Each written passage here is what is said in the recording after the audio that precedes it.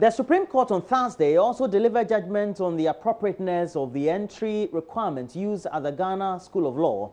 And the current procedure is that law graduates take an entrance examinations, after which they go for an interview with successful applicants admitted.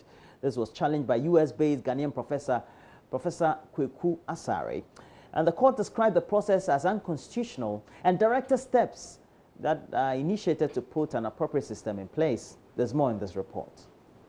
Suspected, this is a case that has generated so much public attention, particularly for those in the legal fraternity, ranging from lawyers, has to do also with persons who are pursuing various law programs across the country, as well as students currently at the Ghana School of Law. Now, in delivering a judgment of the court, Justice Badegbe described as unconstitutional the current system that requires applicants to undertake an entrance exam as well as interview before gaining admission into the Ghana School of Law.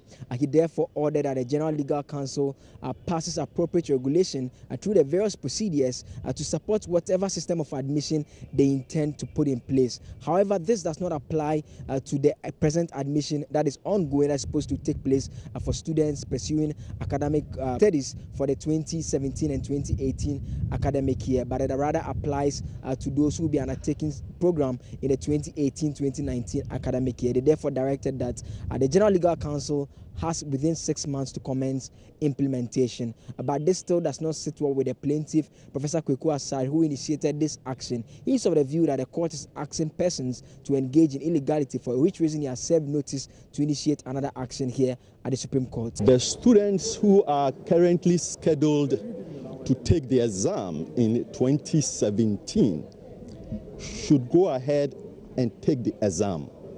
And that was confusing to me because the court is asking those students to engage in what the court itself has declared as an unconstitutional act. And I was trying to explain to the court that I don't think it has the power to tell people to go and engage in unconstitutional acts. But I wasn't given the opportunity, and of course I understand why, because the judgment has been rendered, and what I was trying to avoid was to come back to court and tell them you can't do that. If the thing is unconstitutional, then it must not be done. And so I'm extremely confused and worried that the court would say, well, this is an unconstitutional act, but go ahead and do it anyway. I may very well, because it is very confusing. It is extremely confusing. What remains to be seen is whether another such action will be initiated at the court, and we'll definitely be keeping our ears right here at the Supreme Court. For Joy News, Joseph Akable. And again, the Supreme Court on Wednesday ruled that former President John Mahama violated the Constitution by admitting two X1 Tanima Bay detainees, Mahmoud Mohammed bin Atef and Khalid Muhammad Al-Dobe. Their arrival in Ghana caused quite a storm, especially after it emerged. The decision to admit them was taken by the President and very other officials without the knowledge of key sector ministers. The Interior Minister at the time was one of those who said he knew nothing about it. In the end, it was 86-year-old retired conference officer at the Ministry of Foreign Affairs, Margaret Bamfo, and the Ghana School of Law student, Henry Nanabuache, who went to the Supreme Court to challenge the move by government. The court, presided over by Justice Ofaya Kufo, in his ruling said the agreement was unconstitutional. Joy News' Joseph Akable has more. Action was initiated sometime in 2016 when then President John Mahama announced that two X1 Tanima Bay detainees were to be brought into the country. The action initiated by 86-year-old Margaret Bamfo and Henry Nanabuache sought a declaration from the court that the said decision was unconstitutional. It hinged on Article 75 of the 1992 Constitution, where they posited that indeed the President had the power to enter into international agreements on behalf of the country, but such agreements ought to be ratified by Parliament for it to come into force. This was opposed by state attorneys handling the matter. Dorothy Efriansa, the chief state attorney, argued that the agreement was such that it did not require parliamentary approval. By delivering the judgment of the court, Justice Sophia Ekufu held that the state acted unconstitutionally in that regard, and that the said agreement ought to have been sent to Parliament. In that direction, the court ordered that within 3 months, our government was to take immediate steps to ensure that the agreement was ratified by Parliament. Failure to do so will mean that the two gentlemen will be taken out of the country back to where they were brought from. We engaged lawyers for the plaintiffs in this matter, Nana Eje Ewa, who simply could not hide his excitement. Going forward, there will be clear guidelines as to how we conduct the affairs of the state, which is the distinction between a democracy and a military rule. And that is exactly what has happened today. I'm very happy. I mean, the Americas, the United Kingdoms, and other advanced democracies, we all see and appreciate. You know, the things they do that we appreciate, they never happened overnight. It took decisions like these. For instance, the decisions of Mabry versus Madison, and so many decisions that made America what it is. 86-year-old Margaret Bamfo also explained the motivation behind initiating the legal action. And for their sake, and for the sake of everybody who is young, that's why I stood up for this case to be judged. For now, eyes would definitely be on Parliament, which is the legislative body, as to how quick government will be taking the agreement over for ratification. Reporting for Joy News, Joseph Akable, Supreme Court. The Narcotics Control Board has supervised the destruction of illicit drugs estimated to be worth some $2 million. The narcotics confiscated from traffickers in the last 14 years include some 20 kilograms of cocaine and 500 kilograms of cannabis. Following reported cases of cocaine exhibits transforming into powder, samples of the drugs were tested before they were set ablaze at Bundase here in the Greater Accra region in the presence of representatives of NACOB's partner agencies. Joy News' Patricia Gasu witnessed the destruction of the drugs. We are coming to Ben. They are going to test them, field tests. I mean, for all of you to see that they are the original things that we seized or intercepted before we set them on fire. We cannot test all of them. Then for a week we will not even finish. But at least some of them, that these are things that we seized from the people, which we took to court. In fact, when we seize the chemicals or the drugs, we send them to Standards Authority. They confirm whether they are really narcotics. I'm at the Bundase training camp where the Narcotics Control Board have destroyed large quantities of narcotics drugs, which has been with them for the past 14 years, dating back as far as 2003 to 2016. These drugs were taken from drug dealers that have been convicted. So because if the case is called, then they can take possession of the drugs and then destroy them. And they do this every year to mark the World's Drug Day, to alert people that the drugs that they seize from these drug barons or drug baroness are not kept or auctioned. These drugs are destroyed at Bundase training camp.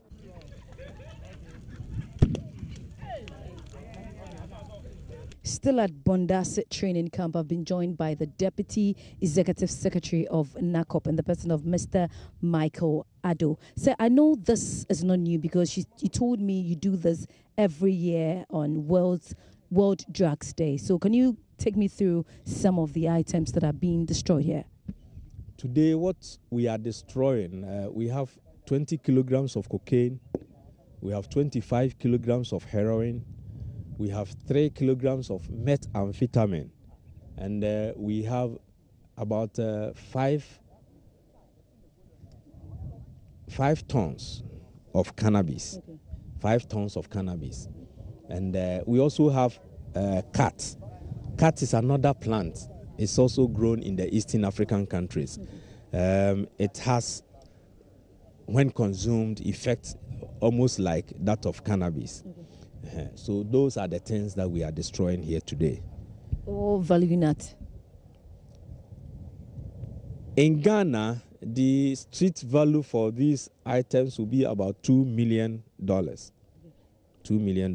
Because cocaine is sold at $35,000 on the streets of Ghana. Heroin about $50,000. So when you do the multiplication, 20 kilograms of cocaine, 25 kilograms of heroin. That is about the 2 million. The cannabis is very cheap over here. I'm not even valuing that one. Okay, you told me some of these things date as far back as 2003 to 2016. And if you do this every year, how come you still have some in your exhibition room? We still have some because we've not finished dealing with such cases. Okay. The cases are ongoing. If we've not dealt with the cases, we will not destroy the exhibit. Okay. Crime has no expiry date. So we keep it until such time that we have totally dealt with the case. The person has gone to prison. It is not even when you go to prison that we destroy it. Sometimes some of them appeal. When you appeal, the substance must be there for us to make sure that it is that substance which you traded in before judgment is given. Okay. So some of the items, when the cases are dealt with, the judge may not give instant judgment that we should also destroy the items. Those are the items that we put together and then go back to the court that these items have been with us for a long time. The cases have been dealt with. The person is in prison, has even finished serving his prison sentence. Maybe the suspect died in the course of the trial, so we need to destroy them. And then the court will look at it and then give us order to destroy them. As you can see behind me, the items that have been divided into 6 parts to make it burn quickly and faster is still on. My name is Patricia Gasu, Joy News, Bundasi Training Camp. And the Narcotics Control Board has been awarded half of the money found in the 5 bank accounts of jailed drug baroness Nayele Ametepe. The remainder of the drugs will be split, or the funds will be split between the court and the consolidated fund. Ms. Ametepe is currently serving a jail sentence in the UK after she was arrested in that country with cocaine worth some $5 million in a hand luggage. The Deputy Executive Secretary of NACOB, Mike Olado, in an exclusive interview with Joy News, also confirmed that the board is in court with the mother of the jail drug baroness after she challenged NACOB's attempt to take over her residential property at East Legon, one of Accra's more affluent neighborhoods. The issue of Nayele Ametepe, yesterday, some of her things from the shop, some of the items, her furniture, the chandeliers and other things were donated. What happens to the other properties? We are not dealt, we've not finished dealing with her yet. Okay. We are still in court. The mother is claiming that one of the houses belongs to her. So she must be able to prove it in court, okay, that house does not belong to Nayele Ametepe. Okay. So we are still in court. What happens to the accounts? Do we still have money in it? The accounts were also seized, okay, and the monies in them were confiscated to the state. Okay. That's how much? Can you tell me? I cannot tell you the exact amount. But how many accounts was she having? The accounts, they were about 5 different accounts. Okay. 5 different accounts. Some of the amounts were insignificant, small. Total, I cannot say it here. I cannot say it. I don't remember the total amount. Okay. But it was confiscated to the state. Okay. So we did that. The court also decides as to how to do the sharing. Part of it is given to NACOB to continue with the work that we are doing. How much was given to NACOB? Normally, they do it in percentage terms. 50% was given to NACOB, 30% went to the court, and then 20% was put into the consolidated fund. And before we go, former Joy News editor Jifa Bampo has been honored by some female media icons for exhibiting excellence and dedication over the last 2 decades in the media industry. Jifa Bampo was co-host of News Nights on Joy 99.7 FM until she parted ways with the multimedia group last month. She was honored on Thursday by the Alliance for Women in Media Africa, an NGO comprising women in the communications industry in Ghana, dedicated to empowering and networking women in media. Shamima Muslim Al-Hassan is founder and director. Perhaps it was time to begin a conversation amongst ourselves and to see what we can do for ourselves. And so the idea to form the Alliance for Women in Media came up. And our 4 key thematic areas are in the areas of empowerment and excellence, and also promoting voice, advocacy, networking amongst ourselves, within ourselves, with ourselves as well, and also honoring ourselves, those that are making giant strides and pushing the envelope and breaking new barriers. We want to recognize that and honor that as well.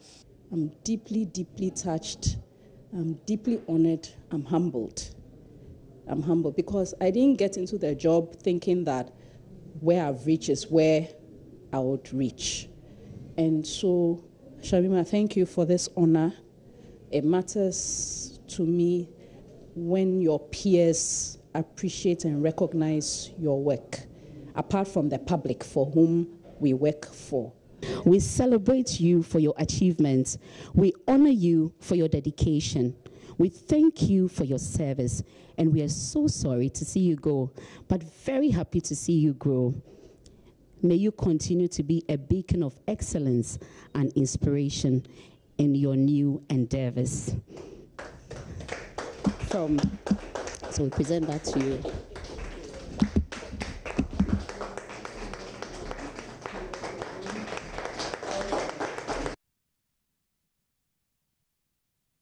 I would say congratulations to her, and may she grow beyond leaps and bounds. Well, and the highlights of the news we have. We'll bring you a lot more news stories as we look at the newspapers and the various online portals.